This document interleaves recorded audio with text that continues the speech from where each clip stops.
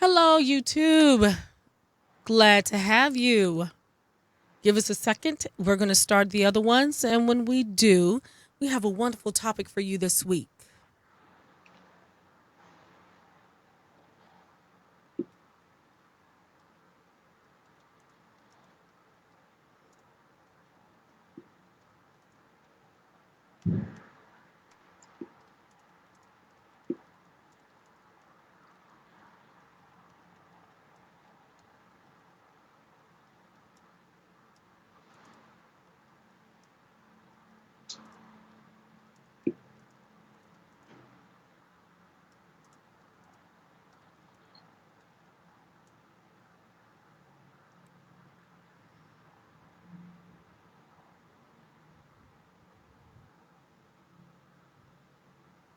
Hello, Facebook. We are back.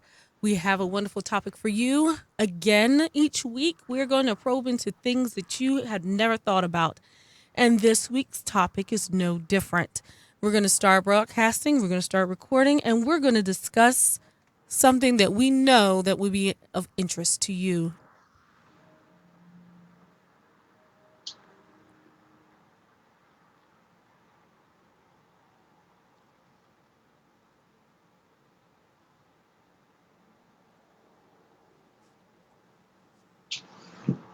All right, I'm going to take a sip of water and we're going to get started.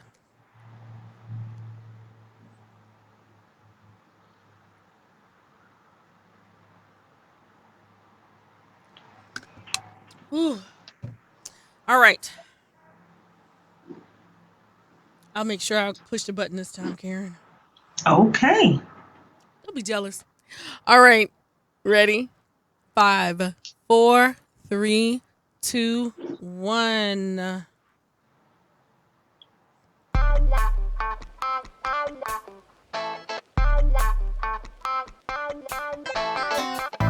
Welcome to Toy Talk with Dr. Tasha Toy, a talk show with probative interviews about relationships, self-care, and so much more.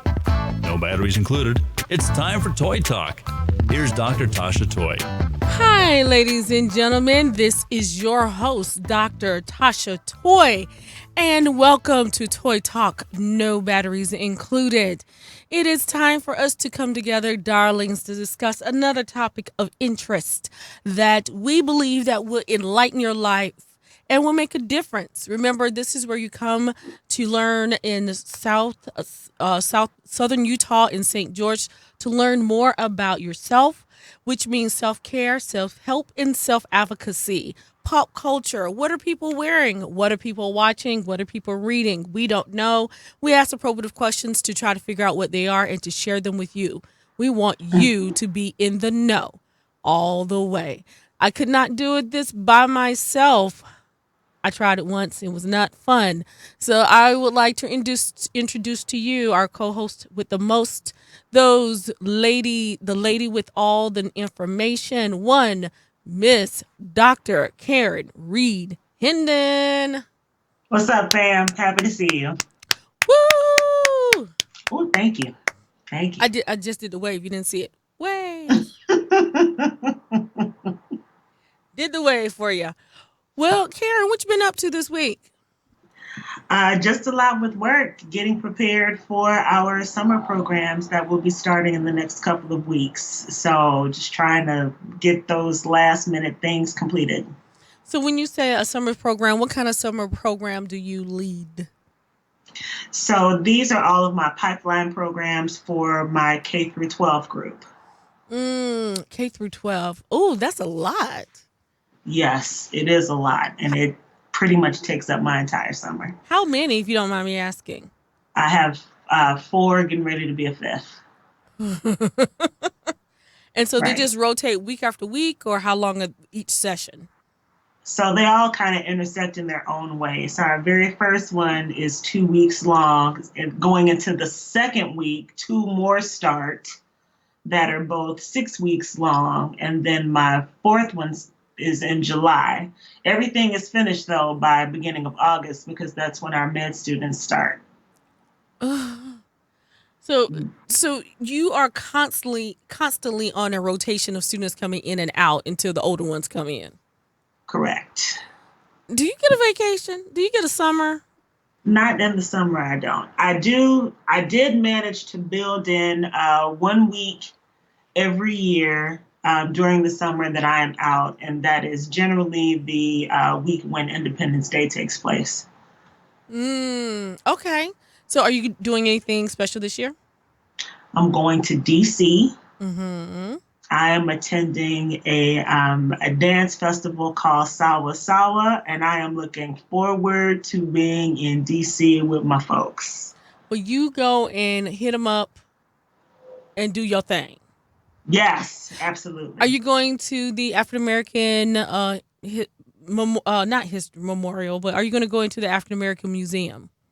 The Blacksonian, I'm sure gonna Yes. try. Did you say it one more time? The Blacksonian, yes. Okay. All I right. am going to try. I don't know how much time I'll have, but I will surely try. I've already been told that it's not something that can be enjoyed in one day. Like you have to No. go multiple days to really get everything out of it. Yes. Yes, you do. Yeah. Yes, you do. So the Blacksonian. Yes, the Ah, Blacksonian. that's a good one. I need to use that one more often. Oh my gosh. Well, for me, I am preparing for vacation, so I'll leave you to work. But we don't have a Yes. summer program yet. Finger in the air. But in doing so, that's a good thing is that the summer is planning and reviewing and getting information together so we can have a decent, a good jump off for the upcoming fall. So All I will right. be on vacation. So I'll think of you as I float on. I'll just say that I'm not going to say where I'm going because some people knows. I'm just gonna say it like that. They don't need to know all Okay. my business. Keep it real. Hmm. I know where you're going, but yes, keep it real. Because you know all the bounties are buried, so you got to know where it is. Yes. But in doing so, what we are, ladies and gentlemen, tonight's topic or today's topic is something that we have touched on time and time again in the work that we've been doing with you about with this podcast. Very simple. We have been trying to make sure that you feel healthy, you feel secure, that your voice is being heard, and that you are the one who masters this path. But from time to time, we have to engage with other people. And engaging Mhm. with other people, that means that we welcome them into our lives. That could be, that's usually a spouse or a boyfriend or a girlfriend or a significant other. But sometimes that relationship does not work. And so tonight is going to talk about relationships in a general form. When Mhm. we talk about relationships, like I said, we think of it as another pairing or another group of individuals that are close to our heart. But relationships are not only those, but they're with family, they're with Yeah. friends, they're with professional individuals. And sometimes those relationships go up and they go down. They ebb and flow just like a river. And that's, Mhm. again, going to be the topic of our discussion for today, which is, do you love me? Check yes or no. Relationships, healthy and unhealthy. Which one do you have? So, to get prep for today, I asked Caryn to take a look at the definition of what a relationship is. Caryn, can you share what a relationship is about? So, of course, I'm looking up in dictionary.com. There are a number of different definitions for relationship. One is the way in which two or more concepts, objects, or people are connected, or the state of being connected. Another is the state of being connected by blood or marriage. Another is the way in which two or more people or groups regard and behave toward one another. And another is an emotional and sexual association between two people. All right. So if you look at the definition as Caryn shared, it does talk about those who are binded by marriage, by blood, which are the ways that we just got finished discussing. But also it talked about sexual relationships and all of that. We're not going to talk about the sexual relationship right now, but we are going to talk about the two that we have some control over sometimes. That is our family and our friends. Hmm. So, Karen, when you think about a healthy relationship and an unhealthy relationship in your mind's eye, how do you define it, or what examples can you give about what is considered to be a healthy relationship? So, one, it goes way beyond the both of you having similar interests. Uh-huh. Oh, you like pink? Me too. Oh, you like popcorn? Me too. Like it goes much more beyond that. But when I think about relationships and I think about the relationships I have with my friends and family, these are individuals that I will do anything for, and they will do so in return for me. It's very symbiotic. It's not something Ooh. where, one person is trying to get over on the other person. It's a very symbiotic relationship. Symbiotic relationship. You're Hmm. using that doctorate, aren't you? Yes, I am. All them dollars I done spent, all that time. Yes, you're gonna catch some GRE words on this day. So when you say symbiotic, can you give us more of an understanding what symbiotic means? So when I use the word symbiotic, I am looking at it from the standpoint of things being in close association, Uh-huh. but more importantly, it's this mutually beneficial relationship. Mm. So both individuals or both groups are getting something out of it, True. and it's meaningful for both sides. Yes, and the reason why I wanted you to define symbiotic is because oftentimes we have individuals that we use this term very loosely, but is very true, are succubus. They Hmm. suck relationship, they suck energy, they suck effort, they just suck generally in your life. Hmm. And Yes. that can be, and the reason why it's a succubus is because it's a parasite. We Hmm. all have heard of what parasitic behavior is. That means when a Hmm. person or an entity latches on to a host, A they leech. a leech, and they grab onto that thing. So it could be an organ in your body. We've all heard about parasitics in our body and our digestive system. We have Hmm. heard about leeches, as Karen shared. And what they do is that one thing sucks the other person or other entity without regard. And in doing so, what happens is the person who's being sucked has to work harder, has to be more focused, has to basically sustain its own life and the life of the parasite that is sucking, which is the Yes. leech. And so when you say parasitic in relationship, that is not a compliment. I just would like to Right. share with you that is something that is very, very negative. So Yeah. when we look at it like that, Karen, what are some of the things that we see when it comes to relationships as a whole? Well, let's take it step by step. One of the groups that we said that we're going to talk about tonight are family, our Hmm. friends, and our professional. And we said that parasitic and symbiotic are some of the two terms that we're going to use. So if we're going to Hmm. use those two terms, when it comes to family, how do you define a healthy symbiotic exchange in a family setting? One of the most important things that's out there is just having boundaries, knowing what you can and what you can't do, and being mindful of that. Um, every family has different rules of engagement of which they go by. True. And there's always somebody in the family that is not trying to follow that because they want to go about things in their own way. Mm-hmm.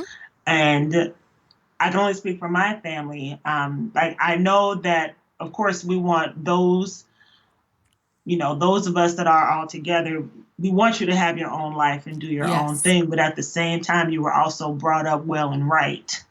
And there Yes. are some things that you just don't do. Like if you walk in Big Mama's house, you speak to Big Mama first. Yes. You just don't go in and make a plate. You know what I'm saying? Like when there are elders in the room, you speak to your elders first. Yes. Mm-hmm. If you borrow money, you are supposed to Pay it back. come into an agreement to pay it back Mm-hmm. and actually pay it back. And some folks tend to use that family connection as a scapegoat to not fulfill their side of the bargain. More times than we want to share. More Mm-hmm. times than we want to share. Mm-hmm. So if we're looking at it in that stance, I would like to share something. Preparing for this, one of the groups, when we're talking about healthy relationships, the thing that when I Googled, I love you, Google, and doing some research is the difference between healthy and versus unhealthy relationship. And this comes from the Hall Health Center, University of Washington. And some it says a healthy relationship is when two people develop a connection based on mutual respect, trust, honesty, support, fairness, equality, separate identities, good communication, and a sense of playfulness and fondness. Now, Mm-hmm. each relationship is most likely a combination of both healthy and unhealthy characteristics. Relationships need to be maintained, and healthy relationships take work. This applies to Mm-hmm. all relationships, as we're sharing today work relationships, friendships, family, and romantic relationships. Thank you, Mm-hmm. University of Washington Hall Health Center. So, if we look at that as our guidelines, it goes right in sync with what Caryn was sharing is that a healthy relationship has all of these things and that it does not consume one person, it helps the other person, Yes. all the people that are in that particular exchange or relationship. Yes. Have you been, and you can tell me it's none of my business and you don't want to put your business out there, but have you seen or have you been a witness to relationships that are healthy? Yes. In some instances, yes, I have. And I've been lucky enough to see it with different colleagues, experiencing it with different colleagues. I've been very blessed to have a great circle of friends where it's very healthy. You and I have a extremely healthy relationship with one another. Um, so I have seen it in that way. But I'm glad that you have seen it in that way because I have to agree. Our relationship is very healthy and it fits us, and I know we have shared that many times of what our relationship is and how it functions, how it is very honest, is very Hmm. playful, I think. It is. That's why we're on the podcast and the radio. Whoop, whoop. Right. But also in that honesty, we can also heal each other. We have trust, mutual respect. Hmm. We also are very fair, and in fairness means that I'm going to tell you when I like something, I'll tell you when I don't like something, and we are honest in that. It is not veiled or it is not tainted. That's the word I want to say. It's not tainted. Right. And I want the best for you and you want the best for me. And the other part of this is good communication. Hmm. We have, and I don't know about you, but I have seen opportunities or I have seen places that people think good communication means that I speak to you on a daily basis. I speak to you for an hour and we do this and the other. But likening it to work, how many times have we've gone to a meeting Hmm. and we have sat there for an hour, Hmm. and it from then to now it really is no difference. There's a Hmm. lot of voices, a lot of conversation, but nothing is taken care of. Nothing is done. Yes. And so it's a lot of words, there's a lot of verbiage, but there's not any good communication. And I honestly think that that hinders any type of relationship that you have. Yes. Do you, when you talk, one of the other things is separate identity. Now, remember when we were in high school and we had a boo? Vaguely, but And, yes. and we were dating someone and we really liked them, but we started to assume their relationship. Kind of. So I was one of those who always had if I had a boyfriend, he went to a completely different school because I was always concerned about just being caught up in that individual. Really? Hmm. Tell us more, the things I've learned. So you mean to tell me when you were in high school, if you were at high school A, you would date a boy at high school C because you Yes. thought that if you dated a boy at high school A with you, what did you think was going to happen? That it would stop being something that was about us and just all of these other individuals would get in the middle of it. Oh. So early on, I'd Oh. already kind of had that mindset of, you know, if I'm going to be in a relationship, I want the relationship to be between myself and that individual. Really? Yeah. That is interesting. Now, for me, I've dated people at my school. I've dated people because where my hometown is located, it sits on the border to South Carolina. So Hmm. the joke was with my mom, she was like, you worldwide, which I was, because I dated a guy at my school, a guy at another school, a guy across the river, a guy who's older than me, a guy who's younger than me. I really enjoyed my dating world. Okay. That maybe I'm telling too much. Now that I said it all out loud. Shh, Like, hey, hey, hey. they know too much. They know too much. So, that's part of the discussion. So we're talking. That's a romantic relationship. We talked about family. I mean, we talked about friends, and What about family? What is good, healthy, a good, healthy relationship you have with your family? Oh, that's been a little bit trickier because, family dynamics and culture can often get in the way. Yeah. Um, so, in a sense, I had to kind of deal with family and, from a kind of a kid gloves perspective, Uh huh. because I was always concerned about, making sure that I was, putting the right foot forward, making sure that I did not offend or upset. But even in doing that, at least for me, I found myself often feeling compromised Uh huh. because there are things that I did want to say or things that I did want to do that seemed to go against what others thought I should say or do. Understand. Understand. Yeah. So it was a real fight in trying to find my own voice in connecting with family. Mm, that's never good at Yeah. all. And it's really hard to watch that happen because you do want it to be a success with your family, but you can't allow it to be that way Right. when it's not, when you don't have the participation of the individuals that you're in. I think that's Right. the other part of the whole relationship. Try to be an equal partner in this relationship. And when that happens, everybody loses. Right. Invite our audience to think about the things that I shared about what makes a healthy relationship.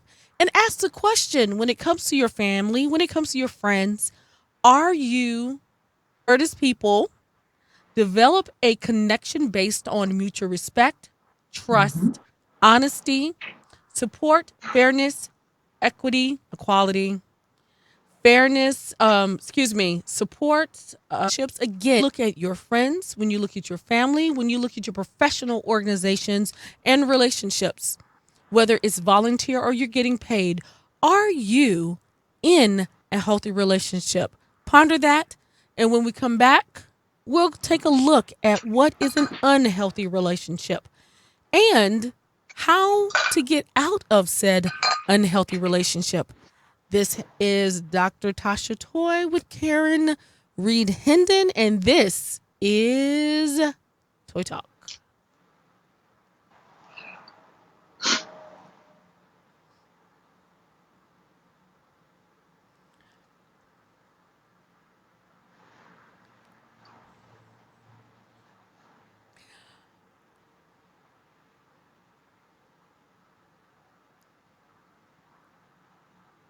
All right, and we are back. This is Dr. Tasha Toy with Dr. Caryn Reed Hendon, and this is Toy Talk, no batteries included. And today's episode, we are talking about relationships. Do you love me? Check yes or no. And we're taking a look at what are healthy and unhealthy relationships. The first few minutes ago, we talked about what is a healthy relationship when it looks like what it looks like in your family, when it looks like in your friends. But sometimes it doesn't match up. So how do you take care of those responsibilities and take care of yourself? So this time we are going to talk about what is an unhealthy relationship. I think we all have had the unfortunate episode or chance to be with an unhealthy person. So, Mm-hmm. what happens with an unhealthy relationship? Caryn, have you seen or witnessed or experienced an unhealthy relationship? Yes. And when you have experienced that, and it could be when you were in high school, it could be whenever. What was the outcome? Do you want to share what that unhealthy relationship is based on what we shared from the University of Washington? It felt very one-sided. I consistently felt like I had to work harder to appease the other individual so that they would feel okay. Uh huh. I constantly put myself on the back burner so that the other person could feel valued. Hmm. Um, it led to feeling resentment. Yes. It led to a lot of self-esteem issues and self-doubt. Uh huh. Um, I was, to be perfectly honest, being in that had me just physically sick. Mm. But Yes. because of what I was in, I felt like I had no space to take care of myself in trying to deal with it. And it took a really long time to recover from that. I believe it. And that's why all the things that you expressed are parts of an unhealthy relationship. Going back to this wonderful article again from the University of Washington, what are the signs of an unhealthy relationship? So, some of the things that you mentioned are some of the things that they say are part of an unhealthy relationship, which are put one person before the other by neglecting yourself or your partner. You feel pressure to change who you are for the other person. Feel worried when you disagree with the other person. You feel pressure to quit activities you usually do or enjoy. Pressure the other person into agreeing with you or changing to suit you better. Notice of Notice one of you has to justify your actions. Example, where you go or who you see. You Mhm. notice one partner feels obligated to be intimate or is forced to be intimate. Have a lack of privacy or may be forced to share everything with the other person. You or your partner refuse to use safer sex methods. You notice arguments are not settled fairly. You experience yelling or physical violence during an argument. You attempt to control and manipulate each other. You Mm-hmm. notice your partner attempts to control how you dress and criticizes your behavior. Do not make time to spend with one another. Have no common friends, or have a lack of respect for each other's friends and family. Notice an unequal control of resources, meaning food, money, car, etc. And finally, on this list, but there are so many more, you experience a Yes. lack of fairness and inequality. If some of your relationships have some of these characteristics, it does not necessarily mean the end of that relationship, but recognizing how these characteristics affect you, you can begin to work on improving the negative aspects of relationships to benefit both of you. Mm-hmm. So, based on this list, it sounds like a lot of, not all, but a lot of these signs of an unhealthy relationship was part of the relationship that you just shared, Caryn. And I can say that I have been in very unhealthy relationships. And some of these things, I'm going to be honest, are on the borderline of being abusive. Yes. When you Yes, they are. So when you are being forced to be intimate with a person, when you have to constantly justify your actions of who you are interacting with and Mm-hmm. who and where you're going, when you Mm-hmm. answer a question and you And they don't don't like the answer, so they keep badgering you until you get to the answer they like. right, or you notice Yes. that when you answer the question, their face changes. Mm-hmm. That those are all the signs of an unhealthy relationship. Since Caryn has Mm-hmm. shared about her unhealthy relationship, I'll share mine. I was dating a young man in high school, and my appearance, I used to like to wear prissy clothing, but that changed. And I no longer wore that. I didn't want to wear nice things. I changed the whole idea of what I looked like.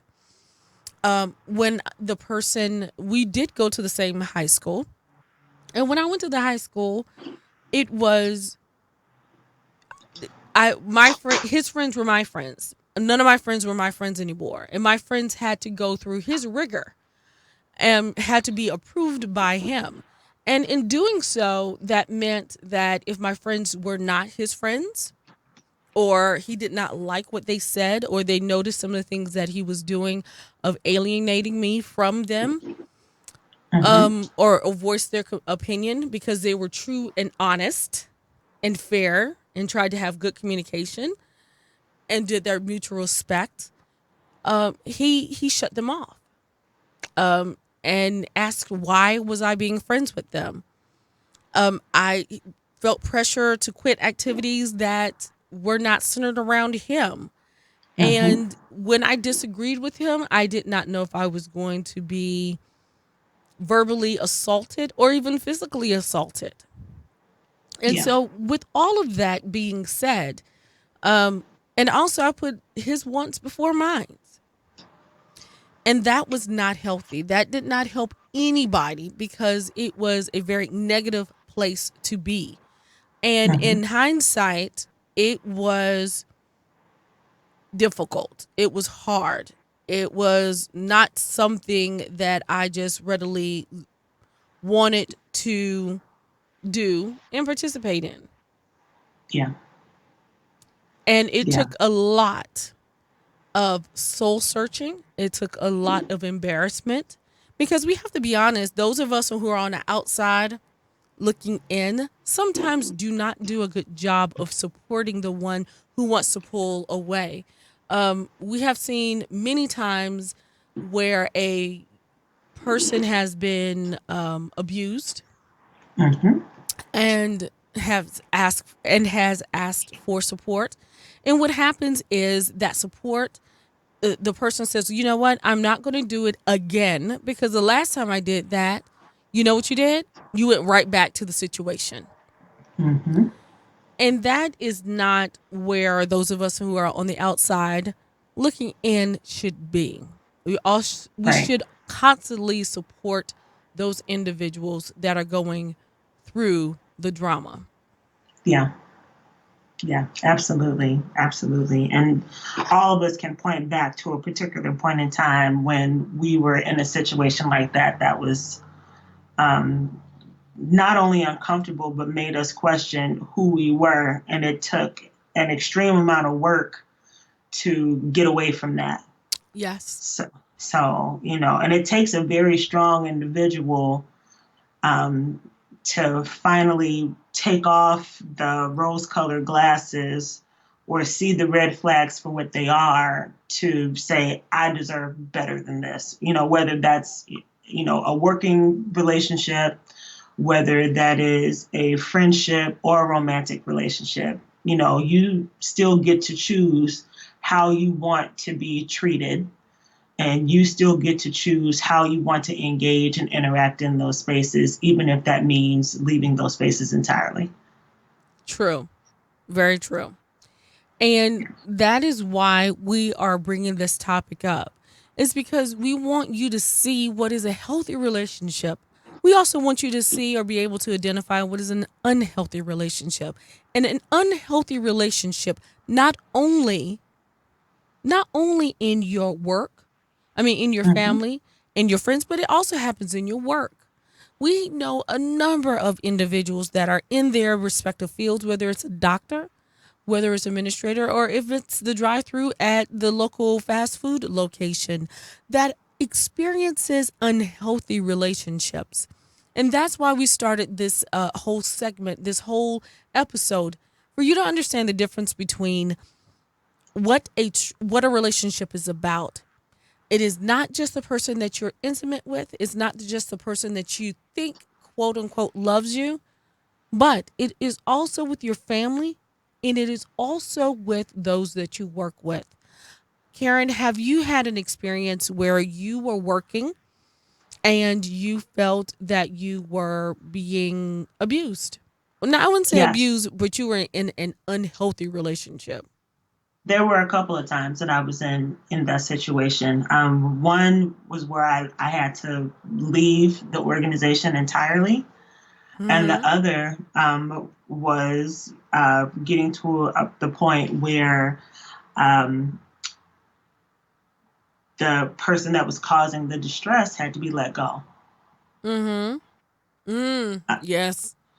yeah, Yeah. you know, uh, you know, in one instance, the relationship was able to be salvaged because I was able to recognize that the pressures that I was receiving was coming from a top-down situation, Uh-huh. and that was just something that could not be helped. So, whenever you work in any kind of organizational structure, if there's anything that's coming from the top that has to flow down to you, whoever is giving you that, they're getting specific feedback to do a certain thing. Right. And, your job being low person on the totem pole is to try to do everything you can to execute it and execute it to the best of your ability. True. But it got to, at least for me, it got to be to a point where I felt like the requests that were often coming in Uh-huh. uh, were not, uh, they just, not that they didn't make any sense, that they did, but the time frame in which things were being asked to be done Uh-huh. just did not seem possible. Mm-hmm.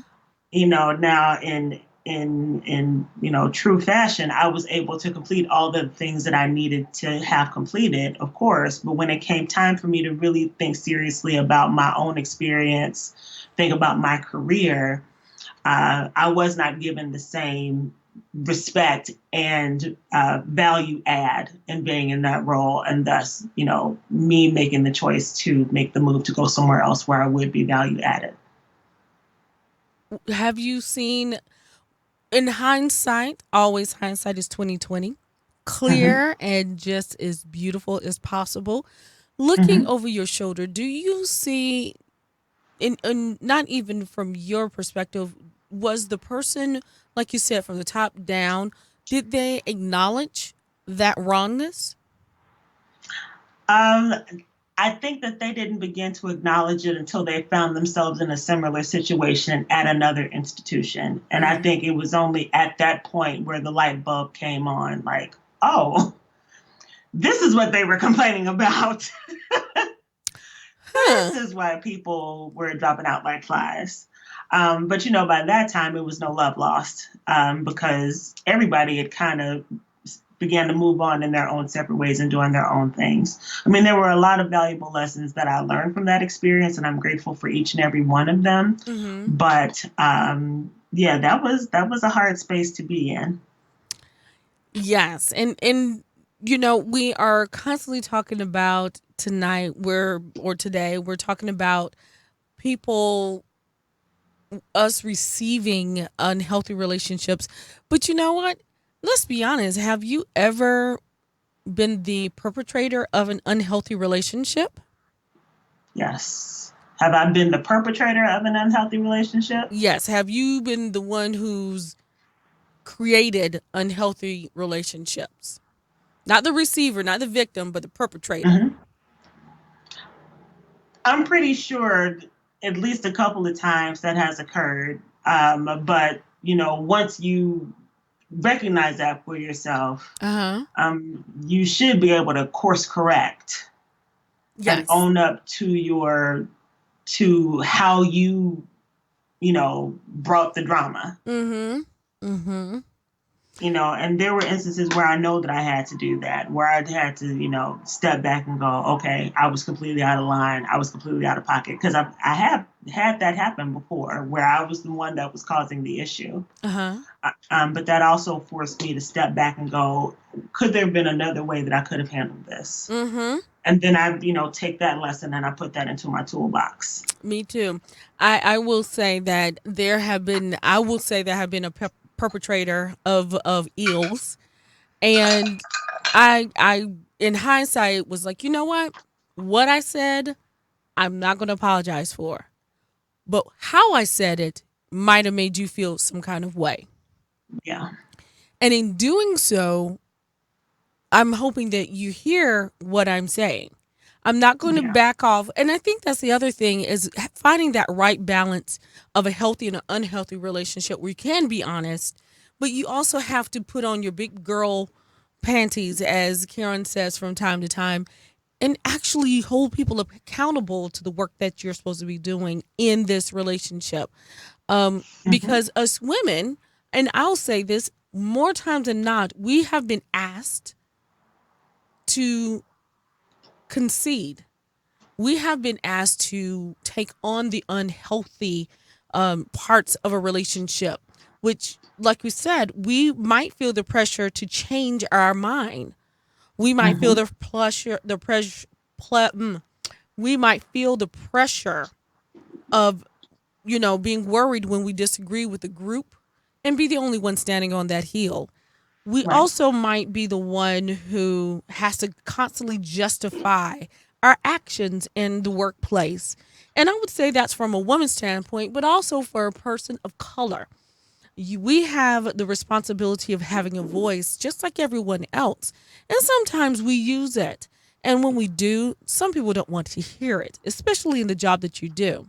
So that's where, because Caryn and I both work in diversity, inclusion, and equity, and as our profession. And so in doing so, we have to be honest when we sometimes are being challenged within the workplace, or the work that we do having to challenge our colleagues, and it gets too much. It just gets too much. Yeah, absolutely. And, and what that tends to do for us is that we begin to think about, okay, how do I want to engage my colleagues at the job, moving forward? And I know for myself, I can't speak for Tasha, but I know for myself that after I had to deal with the employee issue that I dealt with, I was very skittish about bringing another person on board. And it took a lot for me to finally say, okay, I'm ready to hire another person. Yes. And had to be very intentional about how I hired and who was all at the table and who would give me their honest feedback and who would, um, you know, be the best person for the role. And I'm really lucky that I have the person that I have now. She's amazing. But even both of them, but even that has taken me spending time with both of those individuals saying, here are some things that I'm expecting for you, because this is how I was burned before. And this should be a place where everyone should be able to enjoy coming to work and doing things. And Mm-hmm. so if there's anything that you feel any way about, come to me so that we can have those conversations and vice Mm-hmm. versa. And it has been a joy going to the office. I don't remember the last time that I felt this kind of joy when I go to my job. Joy, joy, joy down in our hearts. And so Mhm. we don't want to leave or end this podcast on negative down thoughts. Remember, this is Toy Talk, no batteries included, where we want you to have self help, self advocacy, and self determination. In so, doing so, again, this is a podcast about healthy and unhealthy relationship. At the beginning, we outlined what is considered to be a healthy relationship. And just at the beginning of this second part, we discussed the parts of what is an unhealthy relationship. And Caryn and I both have been perpetrators of negative or unhealthy relationships, but we also have been on the receiving end. And some of that is because of our own doing. It could be in our personal relationship, our family, and our professional lives, and also with our friends. But we also want to give you something to move forward. And we also, the biggest part of this wonderful podcast or this radio show is for you to understand what it takes to get out of an unhealthy relationship. If you go to goodtherapy.org, they have 15 tips that they published back in 2016. 15 tips of letting go of a relationship that is unhealthy. See, the thing Mhm. about it is, it's very easy to find yourself waking up or coming to the realization that you are in an unhealthy relationship, something that Yes. you are trying to get out of. So let's go over those 15 steps or tips before we go. So one of the first one is to recognize the problem. Awareness is the first step. Educate yourself or consider talking to a therapist or counselor or even a friend about what constitutes an unhealthy relationship. Well, you don't have to worry about that. We've already done that for you. The Yeah, you second, have to be willing to take the flashlight and shine it on yourself. on yourself. That is the mirror moment. The mirror moment. Look in the mirror and have a true moment. Allow yourself to feel. Sometimes when you're in unhealthy relationships, you get to the point that you are just numb to the entire process. You're numb from what the feelings that you're getting from that individual, but you're also numb from not being hurt. As Caryn shared, when she was with her person, in her situation, she was so beat up and bruised that she needed to heal. So you Mhm. need to feel. But the thing about it is, sometimes you don't know that you need that moment to feel. Discover the lesson. Many people who move on from toxic relationships feel guilty or ashamed as they perceive the time they spent in the relationship as a waste. Now, remember, we said relationship is anything between two entities. So that again could be professional, it could be personal, and that means family and or friends. Create separation, create that distance. Let go of the mementos. So if you know that this person is constantly on Facebook and you're friends with them on Facebook, unfriend them. If you're on Yes. social media, unlike, friend, link, all of those things with them, because that is part of the memento, even when you Yeah. do your work. So think of it like that. Take off your love goggles. Remember earlier I said there are parts that we get so veiled and we put on the love goggles. Everything is rosy. No, you don't understand. We start defending those people. Love Hmm. often has a way, and this is even in work.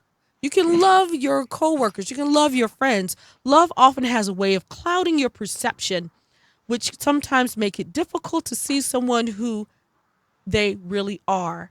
Compose a Mm-hmm. letter to your ex. Now, we said compose a letter, we didn't say send it. We want you Yes. to write down your feelings. Consider writing them in a letter, even if you choose not to send it. You don't even have to write, you don't have to write the letter or put it in an envelope. You can actually journal and let that emotional wave come through.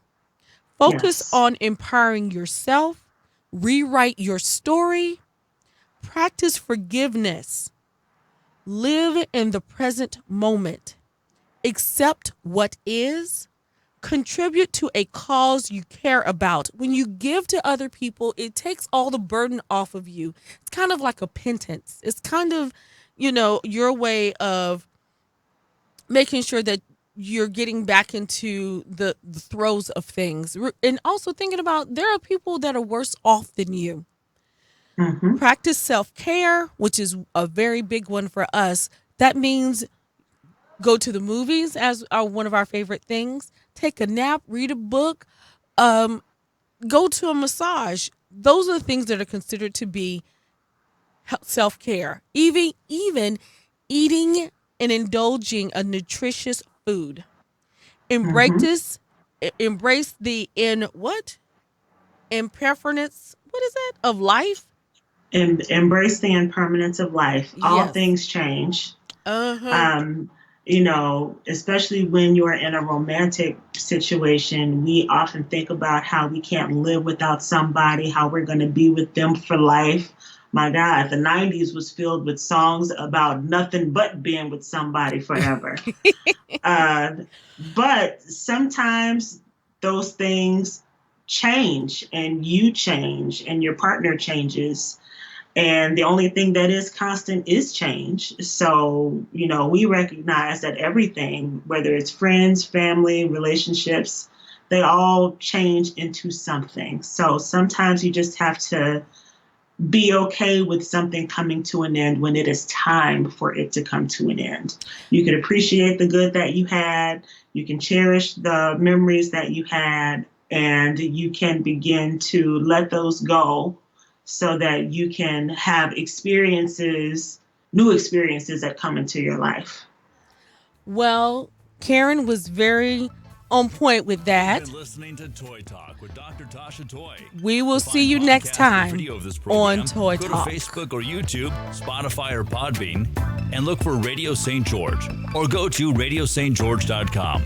Join us next week for Toy Talk with Dr. Tasha Toy.